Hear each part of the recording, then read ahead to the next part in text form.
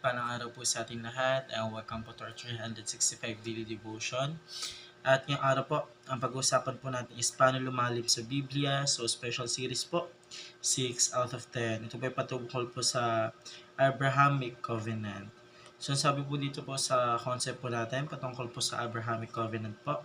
The Abrahamic Covenant is a foundational, unconditional covenant of grace in which God sovereignly promised to bless Abraham and his descendants. Ultimately, pointing to Christ and the redemption of his people, it is the key stage in the unfolding covenant of grace through which God redeems and blesses all nations by faith in Jesus.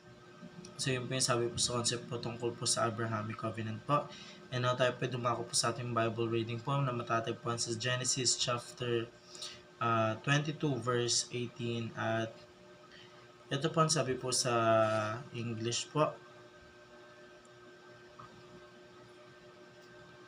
The Lord had said to Abraham, "Go from your country, your people, and your father's household to the land I will show you.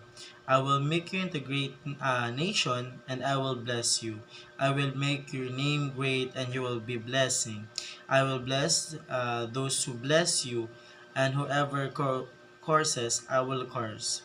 And all peoples on earth will be blessed through you." Ito po pala sa Genesis chapter 12 verse 1 to 3. Ito po pala yung Bible reading po na binabasa ko po ngayon. And now, tayo po dumako po sa ating teaching po. The Abrahamic Covenant po. Una, God will provide the sacrificial lamb. So, ito po yung panahon po na nung sinabi po ng ating Panginoon Diyos kay Abraham po na ialay niya po yung kanyang anak, which is si Jehovah po. Then, nung papatayin na po sana ng ama yung kanyang anak po doon po sa Jehovah Jireh po is bigla po siyang pinigilan po ng isang anghel kasi nga po ang sinasabi po rin is parang to picture out lang po yung gagawin po ng ating Panginoon Diyos po sa kanyang kasi ang ating Panginoon Diyos po ay siyang mag-provide po ng lahat po kasi yun po yung ibig sabihin po ng Jehovah Jireh po yung God will provide po. So, dito po sa pangalawang katuruan po, God will extend the blessing to all nations through the son of Abraham. So, yung ating Panginoon Diyos po is ginamit po yung anak po ni Abraham po para i-extend po yung blessing po to all nations po pagdating po dun sa Old Testament po. Then, hanggang ngayon po sa New Testament and now in our future, in our presence, ina-extend po ng ating Panginoon Diyos yung blessing po na natatanggap po or binibigay po ng ating Panginoon Diyos pagdating po sa nation po natin or sa pangkalahatan. And now, point number 3 po, God will bring all nation under authority of Christ.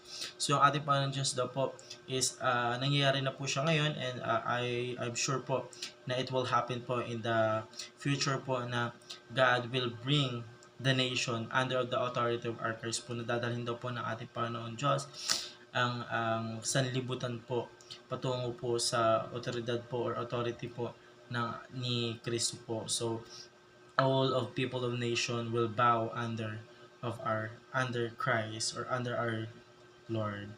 So, yun naman po para sa ano na to. Maraming salamat po sa pakikinig and see you po ulit bukas para po sa ating daily devotion.